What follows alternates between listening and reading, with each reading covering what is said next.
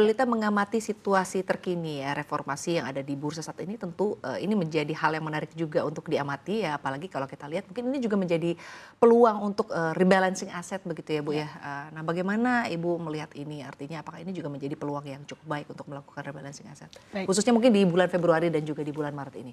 Oke, baik. Kita lihat memang karena volatilitas yang cukup tinggi memang sempat terjadi tentu saja ada realokasi ya. Ada beberapa mungkin yang flight to safety gitu. Kita lihat dari mungkin paling terlihat dari pasar obligasi ya. Dan rupiah sendiri kan kita lihat sebenarnya beberapa hari terakhir cukup stabil ya. Bahkan Mbak hari ya. ini tadi sempat menguat Sempat ya Bu? menguat, ya. Obligasi sendiri juga sempat ada penguatan kalau kita lihat. Kenapa? Karena pasti ada pergerakan itu pasti ada. Kalau dari segi reksadana, kalau memang secara kebijakan investasinya itu tidak memungkinkan untuk berpindah ke alokasi aset yang lain, tentu saja alokasinya dipindahnya realokasinya dari sisi sektoral gitu. Tapi kalau dari sisi nasabah sendiri, tentu saja ya bergantung pada profil resikonya ya. Mereka akan melakukan realokasi ke sektor yang lain, sektor ataupun aset yang lainnya. Nah, kembali yang tadi juga nih Mbak Sinta, kita lihatnya berarti memang ada peluang juga. Sebenarnya kan kemarin sudah all time high juga gitu ya, sudah mulai ada penurunan juga, mulai ada realokasi juga dari sisi sektoral maupun dari sisi persahamnya sendiri. Ada beberapa yang kita lihat sebenarnya masih under value Mbak, jadi ada opportunity juga untuk bisa kita ambil di sana. Baik Bu, tapi kalau dari APRD sendiri ya, mengamati artinya rapat Dewan Gubernur Bank Indonesia di Januari 2026, lalu juga hasil FOMC meeting juga. Bagaimana Anda melihat sebetulnya arah gerak pasar ya, khususnya mungkin pasar saham dan juga instrumen-instrumen investasi lainnya Bu di kuartal pertama di 2026 ini? Iya, kalau kita lihat dibandingkan tahun lalu ya, kalau kita melihat kemarin RDG memutuskan untuk stay ya Mbak ya. Kita lihat ini langkah yang cukup antisipatif dan cukup baik ya. Karena kan harus menyeimbangkan juga ya antara gejolak pasar dan juga dengan kondisi yang ada. Jadi kita lihat cukup prudent untuk BI melakukan ini. Di sisi lain, Fed sendiri bagaimana gitu. Memang kemarin sempat ada kekhawatiran ya, yang tadinya dovish jadi hawkish gitu kan. Tapi kalau kami melihat sebenarnya apakah Fed akan mulai melakukan kenaikan suku bunga gitu? Kita melihatnya tidak, belum. Kenapa? Karena kalau kita lihat profil maturity dari US Treasury yang jatuh tempo di tahun ini dan 2 tahun ke depan itu cukup besar. Jadi kita lihat untuk menaikkan suku bunga itu unlikely. Ditambah lagi akan ada midterm election ya di November ini. Jadi kita lihatnya apakah peluang untuk menurunkan suku bunga lagi baik dari BI maupun dari Fed masih ada, masih ada. Cuman mungkin belum dalam waktu dekat. Baik. Lalu kita amati juga Bu bahwa Bank Indonesia berencana akan lebih mengoptimalkan penerbitan SBI dan juga meningkatkan daya tarik imbal hasil SBN melalui transaksi di pasar sekunder ya Bu ya. Tapi kalau dari APRDI sendiri melihat pasar surat utang dan juga daya tarik SRBI di 2026 ini seperti apa? Karena kalau kita lihat Bu ini kan imbal hasil di tahun 2025 ini turun begitu ya Mbak. Sebetulnya strategi-strategi apa saja yang perlu dilakukan, lalu juga langkah-langkah apa lagi yang perlu dilakukan di tahun 2026? Baik, kalau kita lihat SRBI itu kan sebenarnya kegunaannya lebih untuk rupiah ya. Jadi bukan untuk investasi tapi lebih untuk stabilitas rupiah. Kita lihat issuance-nya, jadi dari segi nominal maupun dari segi imbal hasilnya itu disesuaikan dengan kebutuhan yang rupiah tadi.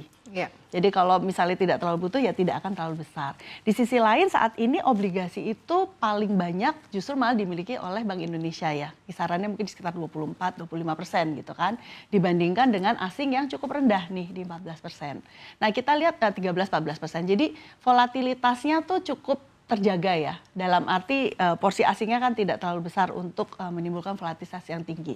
Tapi apakah seperti tahun lalu ketika turun suku bunga gitu ya, di mana obligasi sangat-sangat moncer lah Mbak, bisa dibilang tahun lalu sangat-sangat moncer ya, bisa Kedemun ya Bu? Ya, reksadana pendapatan total itu bisa belasan persen gitu ya. Mungkin tahun ini kita tidak berharap seperti itu karena juga kurva imbal hasilnya sudah cukup steepen ya, sudah tidak seperti tahun lalu atau 2 tahun lalu yang flat gitu ya. Kalau kita lihatnya sudah cukup steepen, sudah cukup normal ya, normalize lah kurvanya.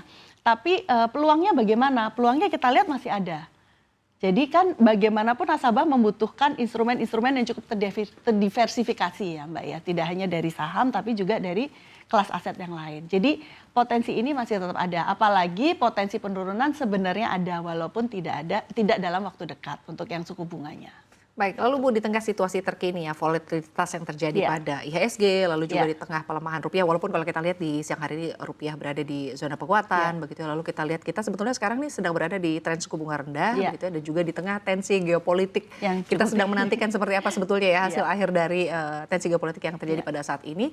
Sebetulnya apakah ini juga mempengaruhi kebijakan ekspansi dan juga kekreatifan dari perilisan produk-produk baru oleh para anggota dari APRDI sendiri? Iya.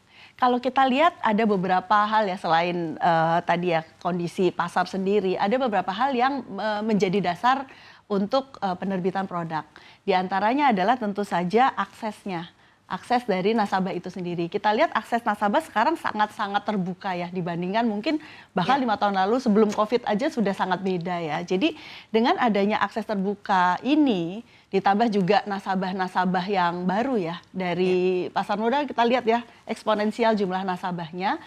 Ini memicu manajer investasi untuk semakin berinovasi, menerbitkan produk-produk untuk semua segmen, baik itu usia, baik itu segmen profil resiko, segmen horizon investasi, baik itu individu maupun institusi.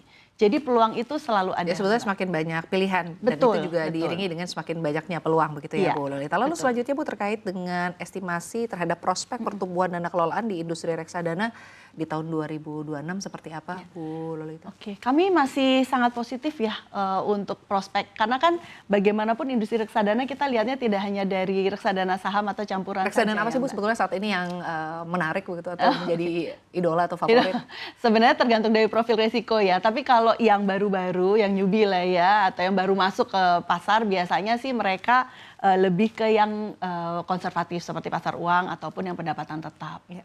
Gitu. Jadi kalau kita lihat dengan profil yang 20 juta nasabah saat ini, sebenarnya sekitar 50-60%, 55-60% itu ada yang di profil risiko konservatif moderat. Baik. Baik Bu, lalu selanjutnya untuk saat ini ya Bu ya, artinya apakah ada harapan untuk pemberian insentif atau tambahan aturan bagi manajer investasi menimbang situasi yang terjadi saat ini ya di tengah reformasi pada bursa juga Ya. dan juga di tengah penantian akan seperti apa ke depannya pemerintah mungkin dan juga regulator memberikan perhatian begitu khususnya mungkin kepada sektor ini Bu seperti apa? Oke, ya.